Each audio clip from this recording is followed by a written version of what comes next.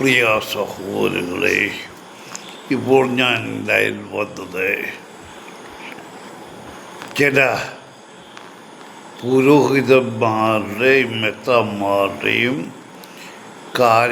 പറച്ചിലും അവരുടെ ഓരോ കാര്യങ്ങൾ കണ്ടുകൊണ്ടാണ്. ഇപ്പം അതിനെക്കുറിച്ച് പറയുന്ന മുമ്പായിട്ട് പ്രത്യേകിച്ച് ഞാൻ ആദ്യം പറയട്ടെ, എന്നിട്ട് ബാക്കിയുള്ളത് പറയാം.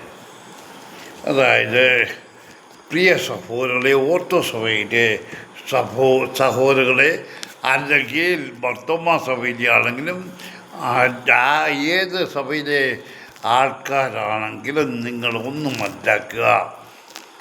ഏതായാലും പുത്തങ്ക ഹൈസ്കൂളിൽ മർത്തോമാരെയോ ഓർത്തോസഭയിലെ കുഞ്ഞുങ്ങൾ മാത്രമല്ല പഠിച്ചത്.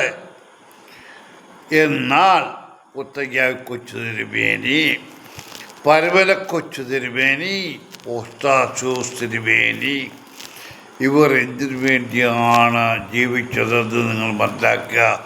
അവരവരുടെ ബർത്ത്ഡേയോ അവരുടെ പൗരോഹിത്യ ജൂബിലിയോ അല്ലെങ്കിൽ ബെത്താൻ ജൂബിലിയോ ആഘോഷിച്ചതായി നിങ്ങൾ കണ്ടിട്ടുണ്ടോ? എന്നാലും ഈ കള്ളപ്പുരോഹിത വർഗം മനുഷ്യരെ വിഡ്ഢികളാക്കുക. ഇവർക്ക് അവരുടെ പൗരോഹിത്യം അല്ലെങ്കിൽ മെത്താനായതിൻ്റെ ജൂബിലി ആഘോഷിക്കണം. നിങ്ങൾ ആരുടെ വേലയാണ് ചെയ്യുന്നത്? ക്രിസ്തുവിൻ്റെ ആടുകളെ വയ്ക്കുന്ന ഇടയന്മാരെന്നും പറഞ്ഞ് നിങ്ങൾ ഈ വേഷം ധരിച്ചിട്ട് നിങ്ങൾ എന്തൊക്കെയായി ചെയ്യുന്നത്? നിങ്ങൾ ക്രിസ്തുവിനെ തന്നെ എടുക്കേ. ഇന്ന് നിങ്ങൾ കാണുന്ന ഓരോ വർഷവും കാറുകൾ പുതിയ മോഡൽ വരുമ്പോൾ ഇറങ്ങി മേടിക്കുന്നു. എവിടുത്തെ കാശ്? ആരുടെ കാശ്? നിങ്ങളുടെ കുടുംബത്തിൽ നിന്ന് കൊണ്ടുവന്ന കാശാണോ? കള്ളക്കണക്കെഴുതാൻ നിങ്ങൾ മെടുക്കരെ, അതൊന്നും ഞാൻ പറയുന്നില്ല. നിങ്ങൾ ആഘോഷിക്കാൻ ബർത്ത്ഡേ അല്ല, നിങ്ങളെ ഈ കള്ളത്തരം അത് തന്നെ.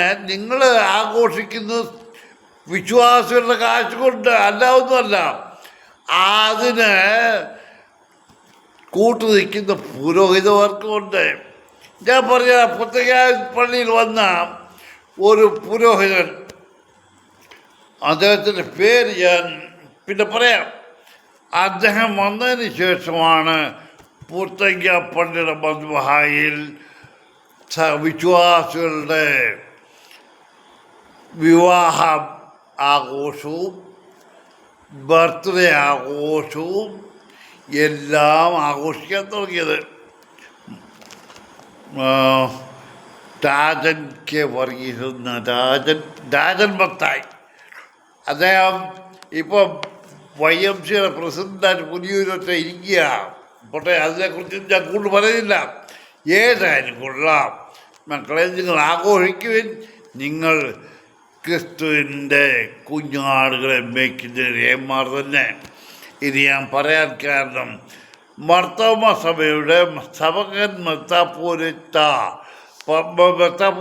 നിരക്കൻ ഭദ്രാസനാധിപനുമായ ഡോക്ടർ ജോസഫ് മാർ ബർണബാസ് തിരുമേനിയുടെ പൗരോഹിത്യ സുവർണ ജൂലിയോടനുബന്ധിച്ച് എപ്പിസ്കോപ്പൽ സഭയുടെ ആദരവുകൾ വിവിധ സഭകളുടെ മെത്രാപ്പോലീത്തമാർ നൽകി. മലങ്കര ഓർത്തഡോക്സ് സഭയെ പ്രതിനിധീകരിച്ച് വലിയ മെത്രാപ്പോലീത്ത അഭിമന്യ കുറിയാക്കോസ് മാർ ക്ലീമീസ് തിരുമേനി, അങ്ങനെ അനേകം മെത്രാപ്പോലീത്തമാർ പങ്കെടുത്തു. കാരണം ഇദ്ദേഹം ഓർത്തഡോക്സ് ക്ലീമീസ് ചെല്ലാൻ കാരണം എന്തുവാ? ആ കള്ളൻ ഡോജുറ്റുക ബാവ എന്തെടുക്കാനാ? ഞാനത് ചോദിച്ചോട്ടെ, ഓർത്തഡോക്സ് വിശ്വാസികളോട് ഞാൻ ചോദിക്കാം, എന്തുവായി സ്ലൈയ വാഴ്വ്? ആർക്കെങ്കിലും അറിയാമോ? ഒരു പുരോഹിതനോ? ഞാൻ ഏറ്റവും വലിയ ഇത് ചെയ്യുന്നവനാണ് ഇപ്പം തുമ്പോൾ പ്രസംഗിക്കുന്ന സെറാഫിയും, അവരോടും ഞാൻ ചോദിക്കുക, ഈ സ്ലൈയ വാഴ്വ് എന്തുവാ? അത് കൊടുക്കാനായിട്ട് നിങ്ങൾ ലോകം മുഴുവൻ സഞ്ചരിക്കുക. അങ്ങനെ ആരെങ്കിൽ ഈ ശിഷ്യന്മാരെ ദൈവം വിടേണ്ട കാര്യമില്ലായിരുന്നല്ലോ. ലോകം മുഴുവൻ നിങ്ങൾ എൻ്റെ ഈ സന്ദേശം അറിയിക്കാനായിട്ട് പോകാനായിട്ട്, അതായത് സുവിശേഷം അറിയിക്കാനായിട്ട് അവരെ വിടേണ്ട കാര്യമില്ലായിരുന്നോ? ദൈവത്തിന് കഴിവില്ലായിരുന്നോ? ദൈവത്തിന് പോകാൻ വയ്യായിരുന്നോ? ദൈവത്തിനൊരു വാക്ക് പറഞ്ഞാൽ മതിയല്ലോ. ദൈവം ഒരു വാക്ക് പറഞ്ഞുള്ളൂ, നിങ്ങൾ പോയി സുവിശേഷം അറിയിക്കുകയും ലോകം മുഴുവൻ. പക്ഷെങ്കിൽ ഈ മറ്റവന്മാർ സുവിശേഷം അറിയിക്കാനല്ല, തൻ്റെ കഴിവുമല്ല, താൻ ഏതാണ്ട് വലിയവനാണെന്ന് കാണിക്കാനായിട്ട് ലോകം ചുറ്റി സഞ്ചരിച്ച് സ്വീകരണങ്ങൾ ഏറ്റുവാങ്ങുക. ഓർത്തസഭയിലെ കള്ളൻ കാതോലിക്കയെക്കുറിച്ച് ഞാനീ പറഞ്ഞത്. അതിനെക്കുറിച്ച് ഇനി ഞാൻ കൊണ്ടുവരുന്നു. ഏതായിരിക്കണം മർത്തോമ സഭയിലെ അദ്ദേഹത്തിൻ്റെ പൗരോഹിത്യ ജോലിയും അദ്ദേഹത്തിൻ്റെ പോക്കറ്റിലെ കാശ് കൊണ്ടുവന്ന് നടത്തിയതിൽ വളരെ സന്തോഷമുണ്ട്. ഇനി ഞാൻ ഓർത്തസഭയെക്കുറിച്ചാണ് പറയുന്നത്. അടുത്തത് BC-യിൽ ഗംഭീര അപ്പോസ്തോലിക സ്വീകരണം. ഇന്ത്യൻ കോൺസൽ ജനറൽ മസാക്കുയി റുങ്സങ് ബ്രിട്ടീഷ് കൊളംബിയയിൽ നടത്തിയ ഗംഭീര അപ്പോസ്തോലിക സ്വീകരണത്തിൽ പങ്കെടുത്തു. തൻ്റെ പ്രസംഗത്തിൽ BC-യിലെ നമ്മുടെ മലങ്കര ഓർത്തോ സമൂഹത്തിൻ്റെ ശക്തിയെയും ഐക്യത്തെയും അദ്ദേഹം അംഗീകരിച്ചു. മലങ്കര ഓർത്തോ സഭയുടെ ശക്തി എന്തുവാ? ആത്മീയമാണോ അതോ ലൗകികമാണോ ആയ ശക്തിയാണോ? വിശ്വാസികളുടെ കൂട്ടമാണോ? വിശ്വാസികൾ ദൈവത്തിൽ വിശ്വസിക്കുന്ന ഇതിൻ്റെ ശക്തിയാണോ? എന്താണെന്ന് ഈ പറഞ്ഞ കുന്നച്ചാർ പറയണം. സമൂഹത്തിൻ്റെ ശക്തി മക്കളെ, ഞാൻ പറഞ്ഞത് നിങ്ങളൊക്കെ ഇനിയും അറിയുന്ന ആളിങ്ങനെ ശക്തി പറഞ്ഞ് നടക്കത്തില്ല, സ്വീകരണം ഏറ്റു നടക്കത്തില്ല. ഇനിയും പറഞ്ഞുതരാം.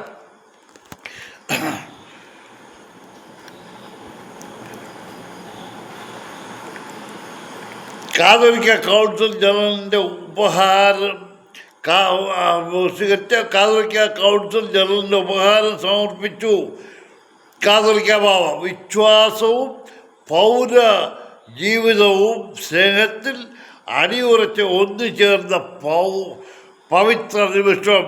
അതായത് വിശ്വാസവും പൗരജീവിതവും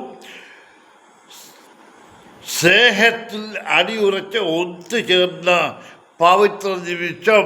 അതെന്തുവാ പറഞ്ഞത് എനിക്കറിയാൻ മനസ്സിലാവുന്നില്ല. അതാര് ഈ മെസ്സേജ് ഇട്ടോ എന്തായാലും കാര്യങ്ങളാം. ഈ വിശ്വാസവും പൗരജീവിതവും എന്തുവാ? ഇതൊക്കെ നിങ്ങൾ ഞാൻ ചോദിക്കുന്നത് ഈ കള്ള പുരോഹിത വർഗത്തോട് തന്നെ. അല്ലെങ്കിൽ വിശ്വാസ സമൂഹത്തിൽ ഏതവരൊക്കെ ഇവരൊക്കെ മറ്റേ താഴെ നടക്കുന്നു അവർക്ക് ഒത്താശ ചെയ്യുന്നു അവന്മാരുടെ ഞാൻ ചോദിക്കുന്നത്. പോട്ടെ, ഇനിയും ഒരു ദിയസ്കോറോസ് എന്നുള്ളൊരു ഒരു മെത്താറുണ്ട്. എനിക്ക് തോന്നുന്നു യാക്കോബ ഇന്ന് ചാടി വന്നവനാണെന്ന് തോന്നുന്നു. അവന് പറയുന്നത് 2002 വരെ മലങ്കര സഭ അനുരഞ്ജനത്തിനും സമാധാനത്തും എത്ര ചർച്ചകൾ നടത്തി. അത് നിനക്ക് സമയം ഉണ്ടായിരുന്നെങ്കിൽ നീ അത് ശരിയായിട്ട് വരണം. ഞാൻ ചോദിച്ചോട്ടെ, എൻ്റെ മെത്രാനി താൻ ബൈബിൾ വായിച്ചിട്ടുണ്ടോ? നിങ്ങളുടെ ഈ പ്രശ്നം അനുരഞ്ജനം ആരുമായിട്ടാണ്? യാക്കോബ ഓർത്തോ സഭയുമായിട്ട്. ഈ രണ്ടും ദൈവം സ്ഥാപിച്ച സഭയില്ല. ഇവയെന്താ നിങ്ങൾ ആര് സ്ഥാപിച്ചതാണെങ്കിലും ഞാൻ ചോദിച്ചോട്ടെ, നിങ്ങൾ ബൈബിൾ വായിച്ചിട്ടുണ്ടോ? അപ്പോസ്തല പ്രവൃത്തികൾ പറയുന്നുണ്ട്, നിങ്ങൾ രണ്ടുപേര് തമ്മിൽ ഒരു പ്രശ്നമുണ്ടായാൽ അത് അവിശ്വാസികളുടെ അടുത്ത് പോയാണോ അതിനെ ലഭ്യതപ്പെടുത്താൻ നോക്കുന്നത് നിങ്ങളുടെ ഇടയിൽ തന്നെ അത് ലഭ്യതയാകാനുള്ള വഴിയില്ലേ? കോടതി വിധി ഉണ്ടെന്ന് ഞാൻ പറഞ്ഞുതരാം. കോടതി വിധിയെക്കുറിച്ച് ഞാൻ പറഞ്ഞുതരാം. രാഷ്ട്രീയപരമായും മതപരമായും എന്തിനാണ് കാതോലിക്ക ബാബ ഡൽഹിയിൽ പോയി നരേന്ദ്രമോദിയെ കണ്ടത്? അവിടെ പോയി കാവരുന്ന് നരേന്ദ്രമോദി നേരിട്ട് പെർമിഷൻ കൊടുത്തില്ല. എല്ലാം വളഞ്ഞ വഴി കൂടെ പോയി ആരെയോ കണ്ടുപിടിച്ച് നരേന്ദ്രമോദിയെ കണ്ടതിന് വേണ്ട. വോട്ടർസഭയോട് ഞാൻ ചോദിക്കാം, ഇപ്പോഴത്തെ കോൺഗ്രസ് കേരളം ഭരിക്കുന്നല്ലോ, ബി.ഡി. സതീശൻ വലിയ ഏത് ഉന്നത നിലയിലുള്ളവരാണെങ്കിലും ആയിക്കോട്ടെ, നിങ്ങൾ എല്ലാവരും കൂടെ അവിടെ പോയി കാർക്ക വീഴത്തിനാ. അത് കഴിഞ്ഞിട്ട് രമേശ് ചെന്നിത്തല ഇപ്പം നമ്മുടെ ആഭ്യന്തരമാണല്ലോ, അദ്ദേഹം പരമല ഹോസ്പിറ്റലിൽ വരാനുള്ള കാരണം എന്തായിരുന്നു? അത് രമേശ് ചെന്നിത്തല വരെ പറയാം, അല്ലെങ്കിൽ ഓർത്തസഭയ്ക്ക് പറയാം. പരമല ഹോസ്പിറ്റലിൽ എന്തോ നടന്നു, എന്തുകൊണ്ട് അവിടെ വന്നു, അവിടെ സ്വീകരിക്കാൻ ആരൊക്കെ ഉണ്ടായിരുന്നു? ഞാൻ ചോദിക്കുന്നുണ്ട്, നിങ്ങൾ സഭകളെ, നിങ്ങൾ രാജ്യത്തെ ഭരിക്കുന്നവരെ അവരുടെ വഴിക്കൂടെ നിങ്ങളുടെ കാര്യസാധ്യത്തിന് വേണ്ടി അവരെ പിടിച്ച് നിങ്ങളുടെ കാൽക്കീഴിലാക്കാൻ നോക്കരുത്. ശരിയാ, അവരൊന്നും അറിയുന്നില്ല. നിങ്ങൾ അവരെ എങ്ങനെ കാണുന്നു അതുപോലെ ചിലപ്പോൾ അവർ പ്രവർത്തിച്ചെന്ന് വരും. അതാർക്കാ ദോഷം?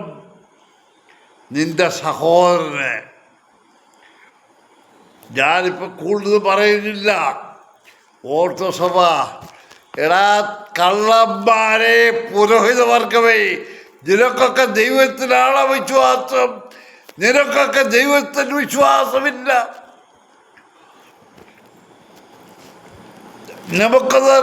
നെബൂഖദ്നേസർ രാജാവ് താനുണ്ടാക്കിയ ബിംബത്തെ വണങ്ങണമെന്ന് പറഞ്ഞപ്പോൾ പിള്ളേർ പറഞ്ഞെന്തുവാ? നീയൊക്കെ ആണെങ്കിൽ താഴ് വീണ് കുമ്പിട്ടല്ലേ. നീ ബൈബിളല്ല പഠിച്ചത് സെമിനാരിയിൽ. നീ ബൈബിൾ പഠിച്ചെങ്കിലും എവിടെ പഠിച്ചു? അവിടെ പൈസ കൊടുത്ത് പാസ്സായ കൂട്ടത്തിലാണ് നീയൊക്കെ. നിന്നോടൊന്നും കൂടുതൽ പറയുന്നില്ല. ഏതായാലും കൊള്ളാം, നിങ്ങളുടെ സഭ വലിയ ഓർത്തഡോക്സ് സഭ വളരെ പഴയ സഭയാണ്. 1958 മുതലുള്ള കാര്യമേ പറയുന്നുള്ളൂ. അതിന് മുമ്പ് ഇപ്പോഴും നിങ്ങൾ പറയുന്നത് തോമാസ് ലീഗ സ്ഥാപിച്ച സഭയാണ്. തോമാസ് ലീഗ തൻ്റെ കസേര കാതോലിക്കായ്ക്ക് കൊടുത്തുവെച്ചാൽ പോയേക്കുന്നത്. അങ്ങനെയാണല്ലോ കള്ള വിശ്വാസികളെ നിങ്ങൾ വിളിച്ചു പോകുന്നത്. തോമാസ് ലീഗയുടെ സിംഹാസനിൽ വാണരുന്ന കാതോലിക്ക് നീളാൾ വാഴട്ടെ. ആരുടെ കസേരയിലായി എപ്പോയിരിക്കുന്നത്? ബൈബിളിൽ പറഞ്ഞിരിക്കുന്നത് ഏത് കസേരയായി പൊഴിഞ്ഞെടുക്കുന്നത്? ദൈവത്തിൻ്റെ കസേര. നിങ്ങൾ മനുഷ്യനെ ദൈവങ്ങളായി കാണുന്നു വിശ്വാസികൾ, കണ്ടോളി, അത് നല്ല കാര്യം. എത്രയും ഈ ലോക ജീവിതത്തിൽ നിങ്ങൾക്ക് പുരോഹിതന്മാരിന് എന്ത് സഹായം വേണമെങ്കിലും നിങ്ങൾ നോക്കിക്കോ. ഞാൻ പറഞ്ഞുതരാം. ആ വീഡിയോ എൻ്റെ ഒരു കള്ള ദണ്ഡവാസി. കാരണം ഇത് രണ്ടാമത്തെ സംഭവം ഓർത്തസഭയിൽ. അതായത് വണ്ടിക്കകത്ത് അനാശാസ്യം. നേരത്തെ ഒരു 18-20 വയസ്സുകാരി ഒരു പെണ്ണ് വികാരി അവിടുന്ന് സ്ഥലം മാറിപ്പോകുന്നതിന് സമ്മാനം കൊടുത്തത് വണ്ടിക്കകത്ത് കിടന്നുണ്ട്. അത് പൊതുസമൂഹത്തിൽ വന്നു. ഇപ്പോൾ ബോംബെയിൽ നിന്ന് വന്ന ഒരു അനാഥാലയത്തിൽ നടത്തിപ്പുകാരനാണ് ഓർത്തസഭയുടെ. അവൻ വടക്കൻ കേരളത്തിൽ വന്ന് പിരിവിന് വന്നിട്ട് അവിടെ പരിചയപ്പെട്ട ഒരു സ്ത്രീയുമായിട്ട് ഭാരതിക്കാരനകത്ത് കൂതാശ നടത്തുകയായിരുന്നു. നമ്മുടെ കത്തോലിക്ക സഭയിലെ നമ്മുടെ ഫ്രാങ്കോ മുളയ്ക്കൽ കൂതാശ ചെയ്തുപോലെ. അത് പിന്നെ അവർ വീടിനൊക്കെ മുറിക്കകത്താണ്, ഈ കാറിനകത്താണ് എന്ന് വ്യത്യാസമുള്ളൂ. അപ്പോൾ അതിനെ ന്യായീകരിച്ചുകൊണ്ട് ഒരു കുണംപിടി അവനെ കിട്ടിയ അവനെ മുഖത്ത് നോക്കി നാല് പറയണം. അവൻ പറഞ്ഞിരിക്കുക, ഒരു കാറ് പ്രൈവറ്റാണ്, അതിനകത്ത് എന്ത് നടക്കുന്നത് നിങ്ങൾക്ക് പബ്ലിക്കിൽ നോക്കേണ്ട കാര്യമില്ല. അതിന് നിയമമുണ്ട്, അതിൻ്റെ നിയമങ്ങളൊക്കെ അവൻ പറഞ്ഞു. അപ്പോൾ ഞാൻ ചോദിക്കുന്ന അവനോട്, എടാ നീ നാളെ ഒരു പുറപ്പ് വേലിട്ടുണ്ട്, നീയും മറ്റൊരു പെണ്ണുമായിട്ട് കിടന്നു, അത് നിങ്ങൾ പുറപ്പിനടിയില്ല, ആരും പൊക്കി നോക്കേണ്ട കാര്യമില്ലല്ലോ. എന്നാൽ പുരോഹിതന്മാരും മനുഷ്യരാണ്. ആ ഒരു കൺസിഡറേഷൻ ഈ കുണം പിടിക്കാത്തവൻ ബൈബിള് വായിച്ചിട്ടുണ്ടോ? ഇവൻ ക്രിസ്ത്യാനിയാണോ? ബൈബിളിൽ അപ്പോസ്തല പ്രവർത്തിയിൽ പറഞ്ഞിരിക്കുന്നത് എന്തുവാ? അപ്പോസ്തല പ്രവർത്തിയിൽ ഈ തന്തയ്ക്ക് പറക്കാത്ത ഈ പറഞ്ഞവൻ വായിച്ചിട്ടുണ്ടോ? ആ കുണം പിടിക്കാത്തവൻ എൻ്റെ വീഡിയോ കാണുകയാണെങ്കിൽ എന്നെ നേരിട്ട് വിളിക്കട്ടെ. പുരോഹിതന്മാരും മനുഷ്യരാണ്. അതുകൊണ്ട് നീ നിന്റെ ഭാര്യയെ കൊണ്ട് അവൻ്റെ മുന്നേ കൊടുക്കോ? ഓർത്തസഭയിൽ എന്തുമാത്രം വിശ്വാസികളുടെ ഭാര്യമാരെ, കുടുംബിനികളെ പുരോഹിതന്മാർ പീഡിപ്പിച്ചു. അതുകൂടാതെ ഒരു സ്ത്രീ ആത്മഹത്യ ചെയ്തു, എത്ര ചോദ്യോത്തരങ്ങളുണ്ടായി. എന്നിട്ട് പറയാം പുരോഹിതന്മാരും മനുഷ്യരാണ്. നിൻ്റെ ഭാര്യ അടുത്ത് ഞാൻ വന്നാൽ ഞാൻ പുരോഹിതനല്ല, ഞാൻ സാധാരണ മനുഷ്യനാണ്, നീ സമ്മതിക്കുമ്പോടാ? നിന്നോട് ചോദിക്കുന്ന ഒരു ചോദ്യമേ ഉള്ളൂ. ഇനി ഞാൻ കൂടുതൽ പറയുന്നില്ല.